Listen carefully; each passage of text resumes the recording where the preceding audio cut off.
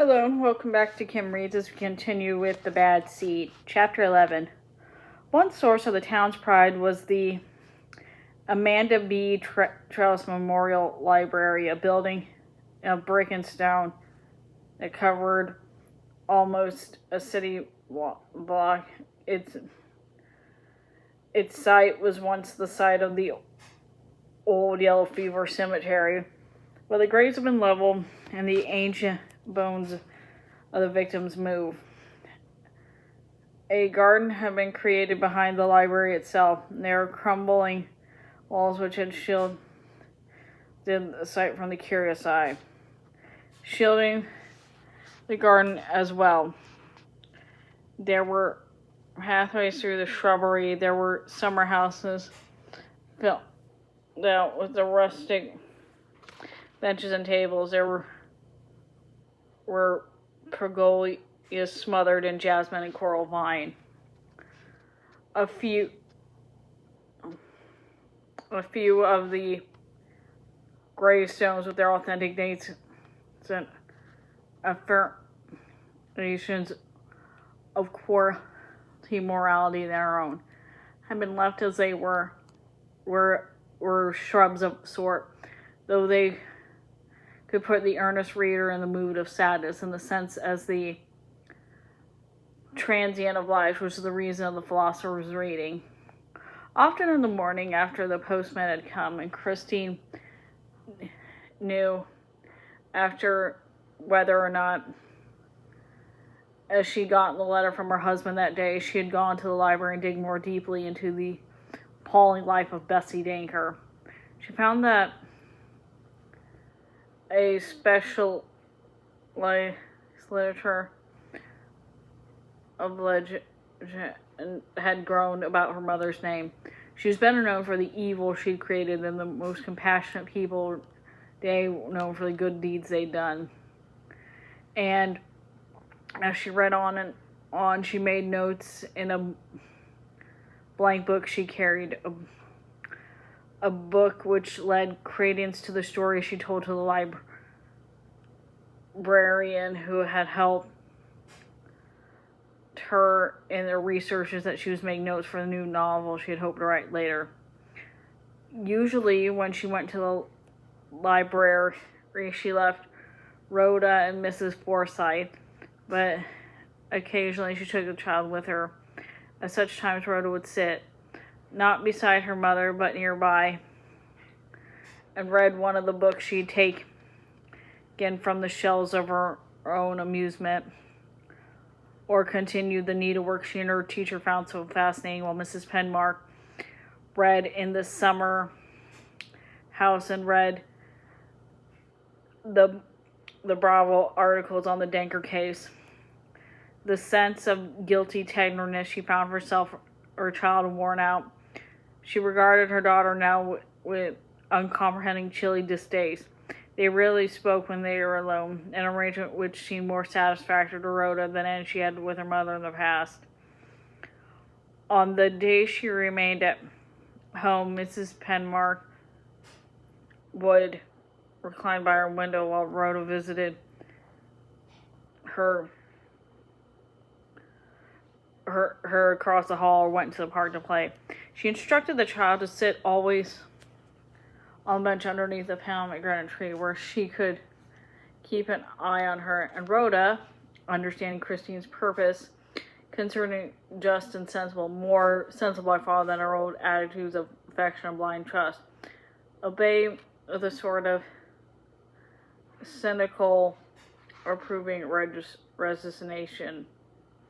Sometimes when she and her mother went to the library and knew Rhoda would lunch with Mrs. Forsythe, Christine took lunch with her, which she ate on the rustic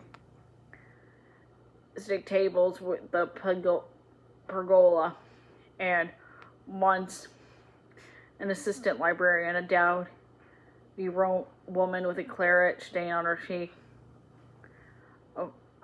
a mark she treated with her greatest contempt and made no effort to hide, came to the garden to eat her own lunch.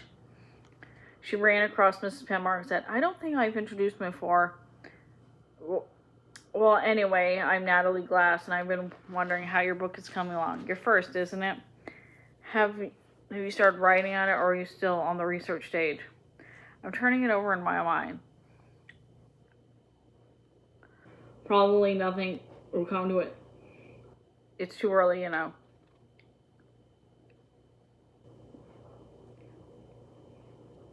Miss Glass unscrewed the top of her thermos bottle, bit into her sandwich, and said in a muffled voice, What's it about?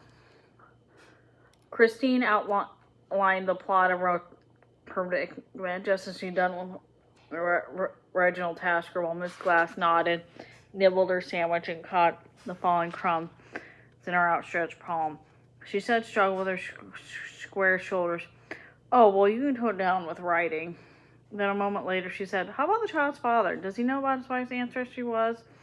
Does he suspect the child too? Then touching her tongue and the tips of her fingers, she said, If you need anything we've got, let me know. Maybe I can get it from you. The father doesn't know anything about his wife's background. Remember, she doesn't know until relatively late, long after they had been married.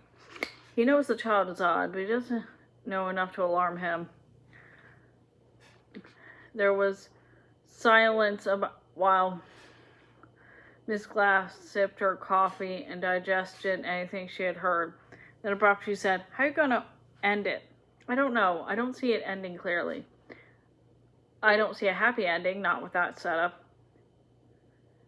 It can't be with a happy ending. Now if I say that. Miss Glass paused with her coffee half raised to her mouth, narrowed her eyes and bent for as though somebody inside the library had gone and called her name. And that sure nobody, she said. The only way to end up in the book is for the mother to shoot the child before she grows up and really goes into work neighbors. Oh no, said Christine crisply. Miss Glass seemed surprised at her vehemence.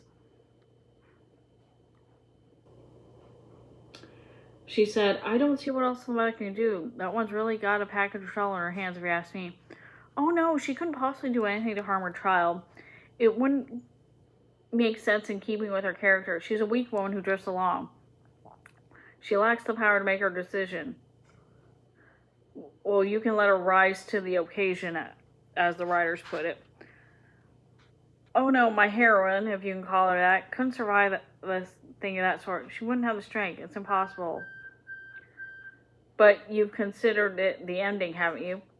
Yes, said Christine. I've considered it over and over. That's not possible. Well, I guess you're right, said Miss Glass. When I think of it, killing the child seems more the beginning of a novel than the ending of one. Unless you figured out something else the size of Gone with the Wind. If your heroine killed her child, she'd have to go living with her guilt. She'd have to face her husband, and all sorts of complications are possible here. She'd have to make 1,000 new adjustments. She'd have to start a new life, assuming, of course, that the cops didn't find out first and hang her. Christine said, I don't know, but I must decide soon. Something must be done soon. Miss Glass gathered up the paper and the crust of her sandwich. She thrust the empty thermos under her arm and started her back on her work. And upon she said, Your idea interests me. I'm going to have to think about when I get home. With her reading, her housework, her supervision of her child, her long, regular letters to her husband, Mrs. Penmark achieved a sort of lethargic resignation at last. Monica telephoned at intervals to see if she was all right. And one evening, she said, in her excitement,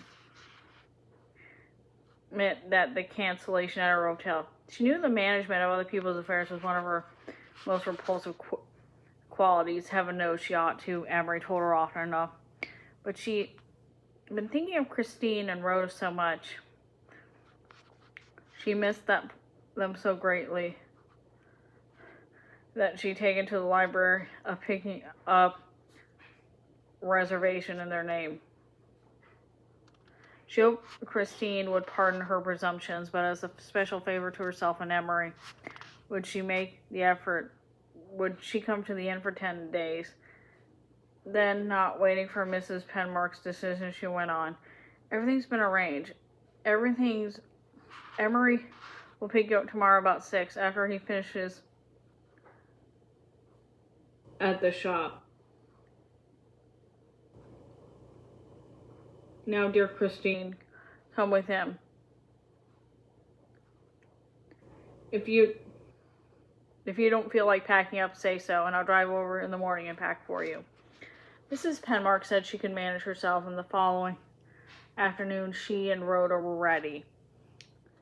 She enjoyed her stay at the hotel. In the morning she laid Rhoda on the beach and wandered with her in the woods beyond. In the evening she played canasta with Emery or contact with Monica and her friends. Rhoda behaved perfectly. The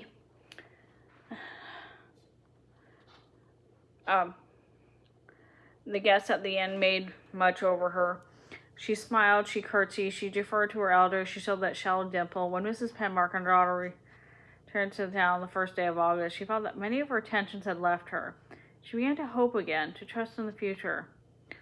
On the afternoon when they settled again to the familiar routine they know before, Rhoda went to the park to crochet under the pomegranate tree, and after a time, Leroy approached her. She said, I know why you begged your mom to take you to Bay.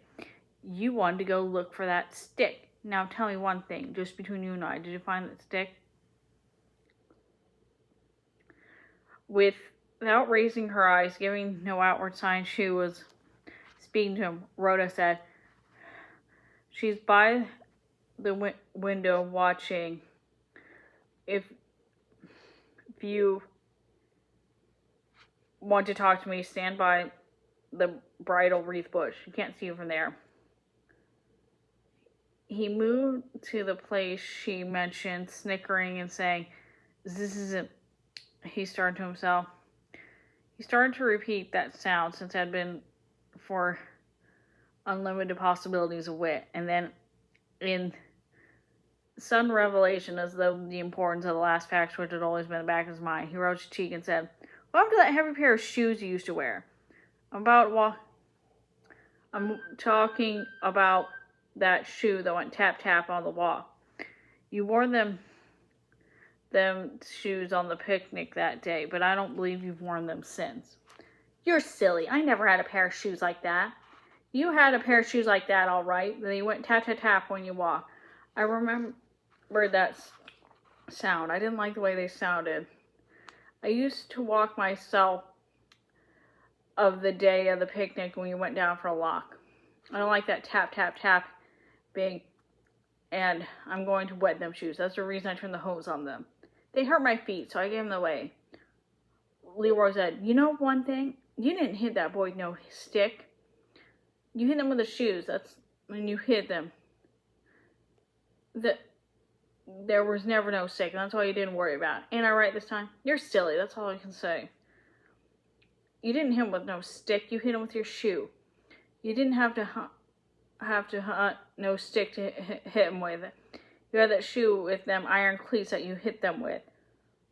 Don't talk to me more, you're a silly man. It's not silly. It's not that silly. You're so dumb.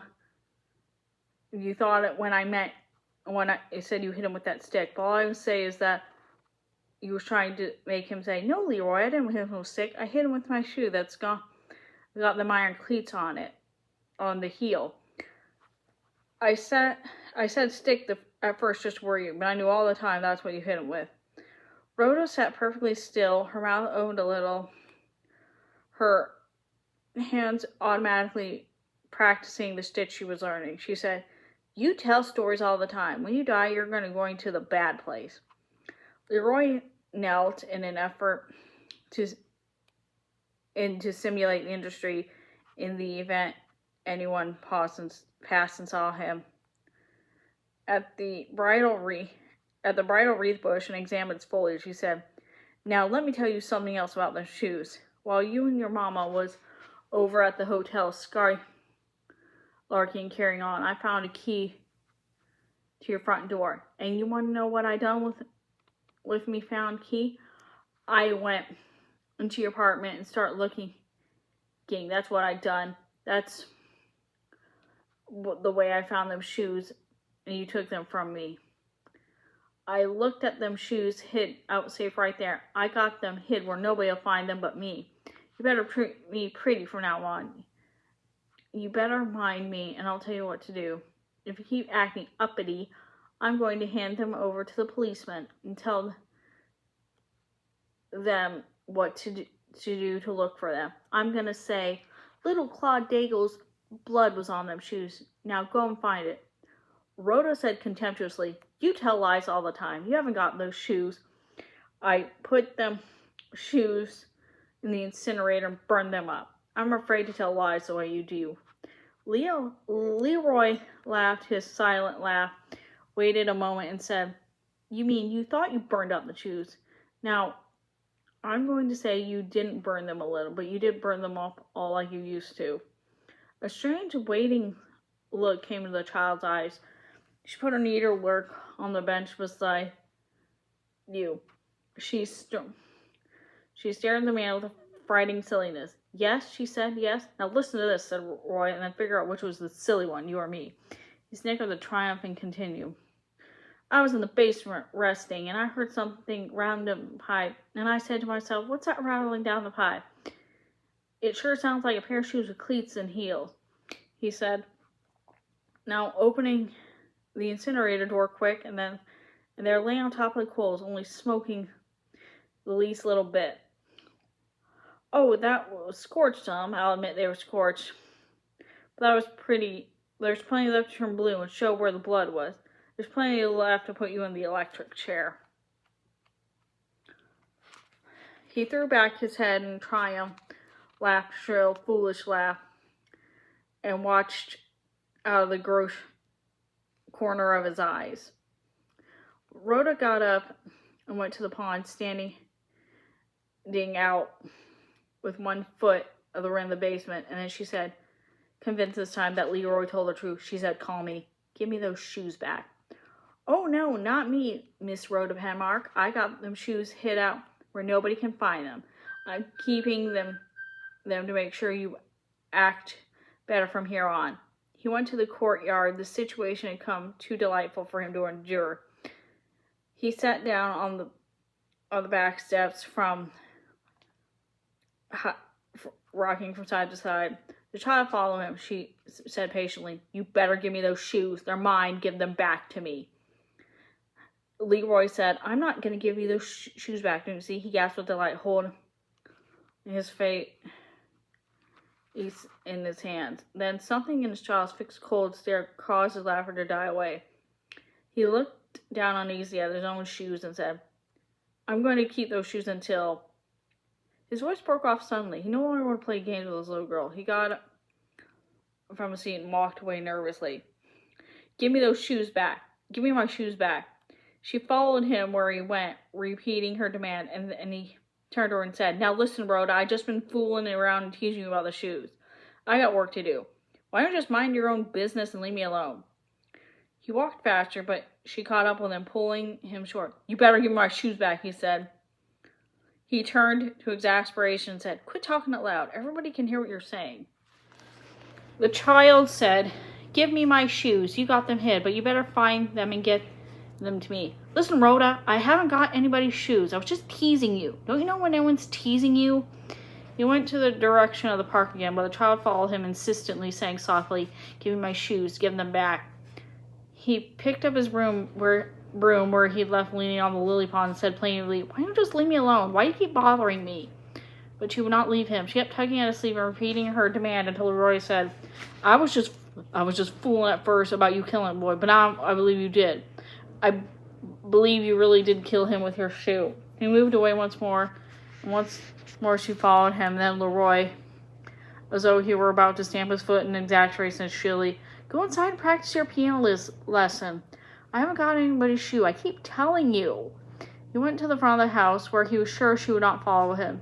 He stood under the camphor tree alone, standing himself in amazement. "I really believe she killed that little boy." Then, suddenly to himself, "I don't want to have nothing more to do with her. She speaks to me again, I'm not even going to answer back." He thought at first how interesting the story of the Richie's shoes would be for Thelma that night when he got home. But he'd never tell it to anyone else. He was afraid of the child. He went back to work the next day, determined to avoid her. To his relief, she did not come to the park that morning. But looking up from time to time, he saw her at morning. All that morning, he was conscious that she followed the movements with her eyes, her head turning from side to side, and looking up quickly, their glances met. He turned away easily, aware of the unconcealed fury, the cold, calculating anger in the little girl's face.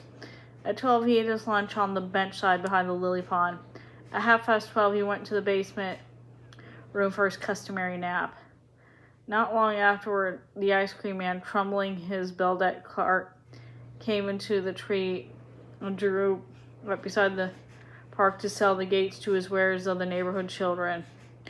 A flock gathered the ring quickly around him, leaving the park and the courtyard deserted for a time. Rhoda, seeing him there, asked her mother for money to buy an ice cream stick, and Mrs. Penmark gave it to her.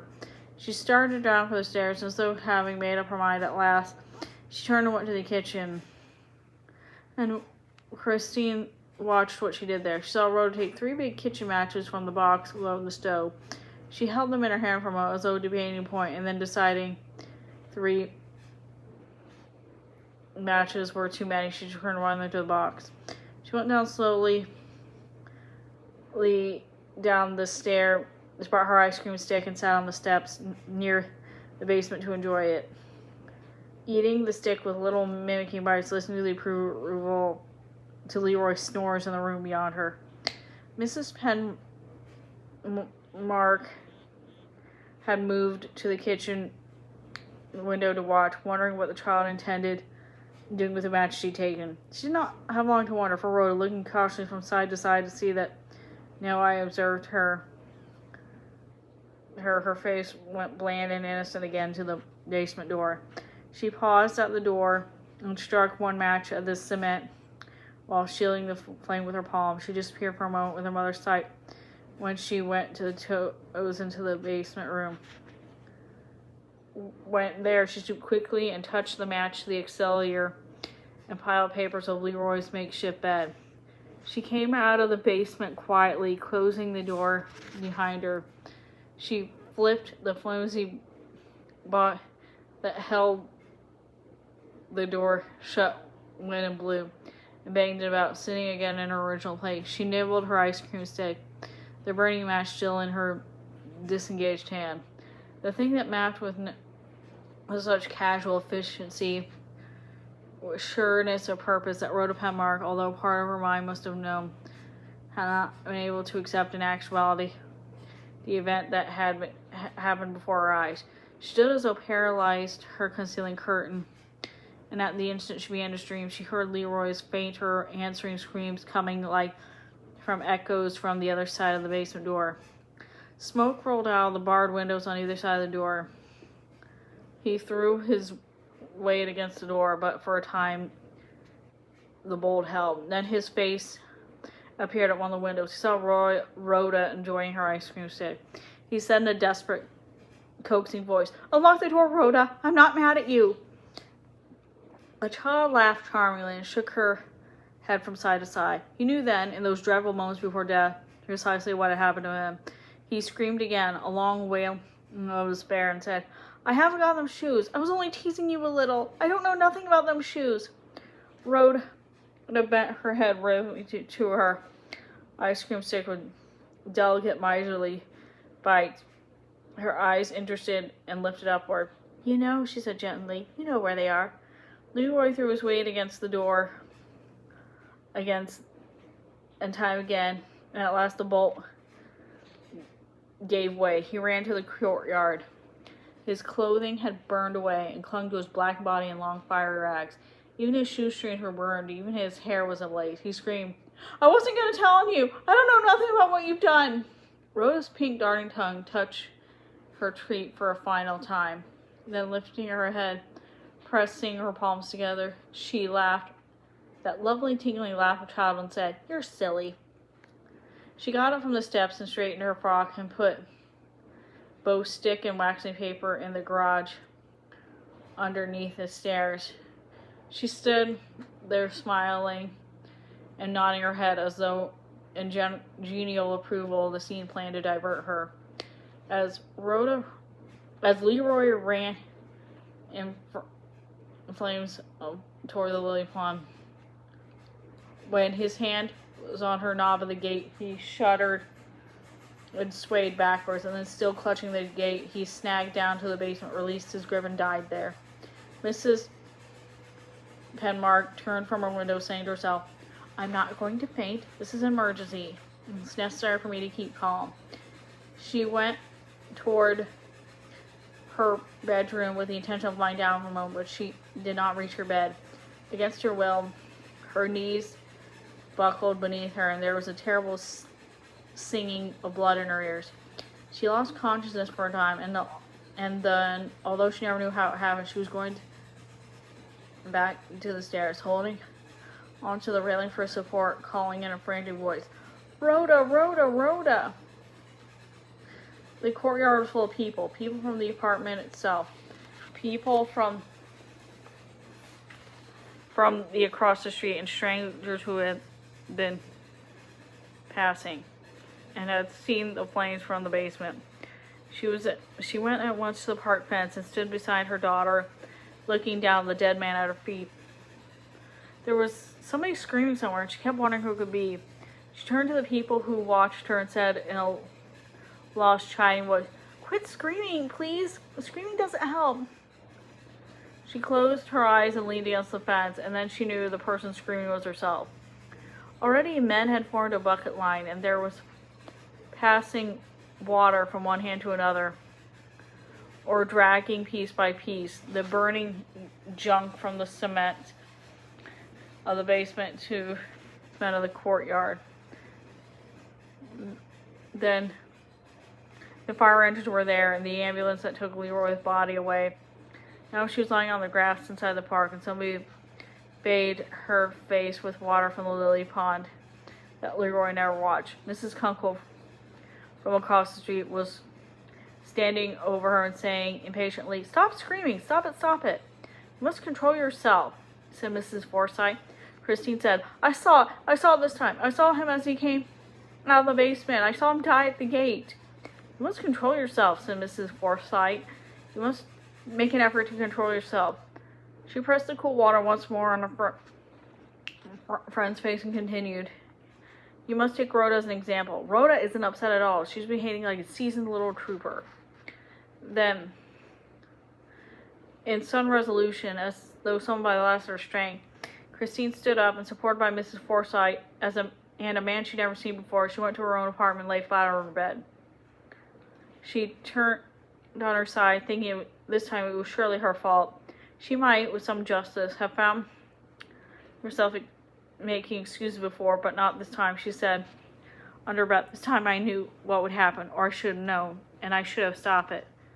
I should have done something about Rhoda weeks ago. Something must be done quickly now. Mrs. Forsythe came into the kitchen to take ice from the trays, and Rhoda came into the room and stared contemptuously at her mother. She knew casually, in a whisper that hardly carried to Christine's ear, He knew about the shoes. He was going to tell on me.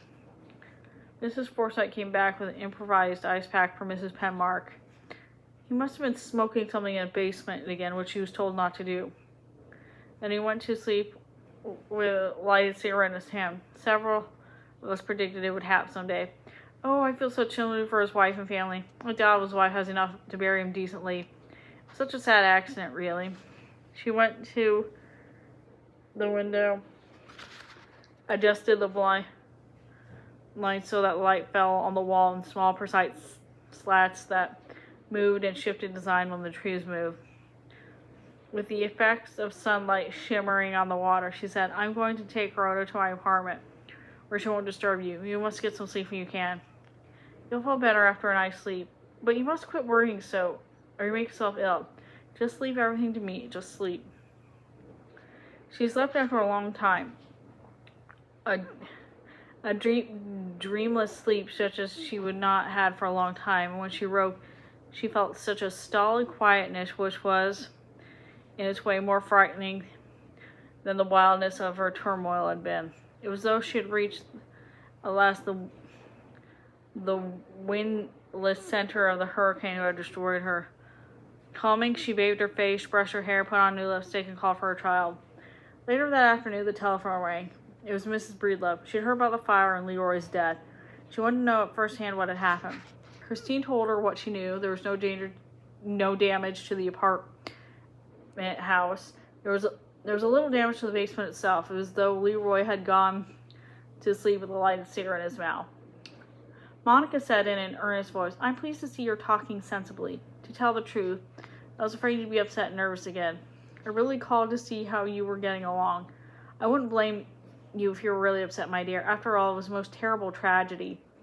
Then repeating the little antidote she thought of for the occasion, she laughed for the first time and hung up the phone. When it was dusk, Mrs. Penmark called a taxi and went to Leroy's house on General Jackson Street. The place was full of people, and she only went as far as the door. She could not bring herself to go inside. The widow, being summoned, came out to see her visitor was, and sat with her under the blossoming althea tree near the porch. Christine identified herself and said, I want to give this kind of funeral you want to give him. Don't worry about expenses. I'll take care of all the bills. Thelma stared at her in astonishment, and Christine went on. You know who I am. Have the undertaker and the others telephone me. I'll tell them what I've told you. Then getting up, she went to the waiting taxi cab. She woke next morning with an obsessive desire to read the volume devoted to her mother in the Great American Criminal series. She drove to the library, took out the book, and returned to her apartment. She sat beside her window, reading again things she already knew, but in greater detail this time. When August Denker came to the property his wife had won for him, a change came over him, and he ceased to be the unquestioning, good-natured husband. He took on the air of sudden importance. He began giving orders to others, and what was, worst of all, Mrs. Denker's standpoint, he seemed to be bent on dissipating to the estate those impractical plans for its increase. She had not planned to remove him soon, but seeing her life work threatened, she departed for the last time from the cunning conservatism of her master plan and gave to arsenic and buttermilk. Her plan had worked now to its final detail. The dreams of her girlhood had all come true. She was in possession of the Denker money at last. She settled back to enjoy the fruits of her labor, to pay the toll of the bereaved but courageous widow. It was doubtful that she had ever regretted the things she had done, or thought of remorse over her acts. She probably regarded herself not as a criminal, but as a cunning little businesswoman who traveled in an unusual line of merchandise, whose foresight and skill lifted her above the fates of those less gifted than herself. But even as she rocked so contentedly in her house, the first bang of the first hound was heard at the edging of the swamp, for cousin Ada Gustafson, the silent, suspicious one, began to go about the countryside and speak her suspicions aloud. August hadn't died of no congestive chill, like the doctor said. Nobody could tell her different. Cousin Bessie put something in August's buttermilk, sure as God made apples. And Grandfather Denker dying like it is, so sudden, and sudden it all sounded funny too. Why, that old man had been strong as a bull. And too, those were the stories they used to tell about Bessie and back home when he was a girl. It seemed real funny to her, though those things didn't start happening evokes until cousin Bessie got interested in them. At first, the neighbors listened to the old woman with amusement and disbelief. Then Ada went to the sheriff one afternoon and told her story. "Let's dig up August," she said. "Let's dig up August and see." Then the county asked permission to exhume August Denker's body. But when Bessie weepingly refused to have her husband serve as a playing field of cousin Ada's spite, the officials gave the order and dug up the body anyway. And for the first time in her life, Mrs. Denker felt blind, a reasoning panic. She lost all the ordinary good sense, and she served her so long. She devised a plan for protection so foolish that it seemed incredible. She told everyone that August and grandfather Denker had been poisoned all right, but she wasn't the one who done it. Cousin Ada had committed those crimes, she said, and probably others too. She suspected from the first, but she kept quiet in fear of her own life and in the fear of the lives of her children too. Cousin Ada had threatened time after time to kill her and her children, and burn the house down too. If anything happened to her and the children, she wanted them to remember what she told them about Cousin Ada and act as witnesses later on. The night she killed Ada Gustafsson and all the children except the youngest Christine. Apparently, she first stunned old Ada with the blunt side of her hatchet, and then with a cleaver she severed the old woman's head. When these things were accomplished, the old woman in her own clothes even put her wedding ring on Ada's finger. For her escape, she dressed herself in her husband's clothes, and then, going out for the door for the last time, she paused long enough to set the good place. She hoped, although the hope proved to be a forlorn one, that the authorities would mistake the body of the old woman for her own, would assume that she, Ada Gustafsson, had committed the crime, had been the murderer all along. She wrapped old Ada's head in a newspaper parcel, and taking the bundle with her, she made her escape from the flaming heart house. But her disguise misled nobody. They caught up with her the next morning as she sat in the waiting room of the Union Station of Kansas City. The circular parasol was resting in her lap, and when the police cut out the string and opened it, Miss Gustafsson had rolled out of the seat and halfway across the tiles of the waiting room floor. Why the youngest child had been spared was anybody's guess.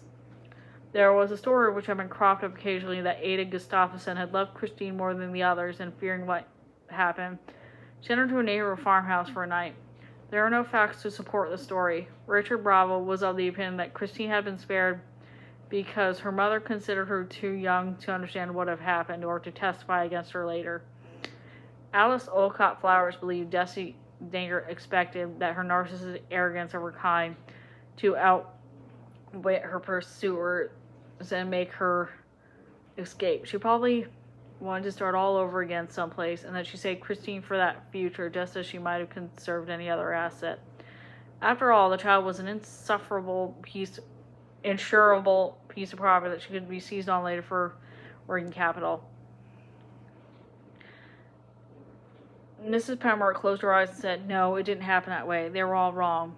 I wasn't asleep when she hit Sonny with a hatchet. I saw her do it, and I ran out and hid back in the barn to the weeds. It was dark there, and she couldn't find me. When she killed the others, she came to look for me. She called and called for me.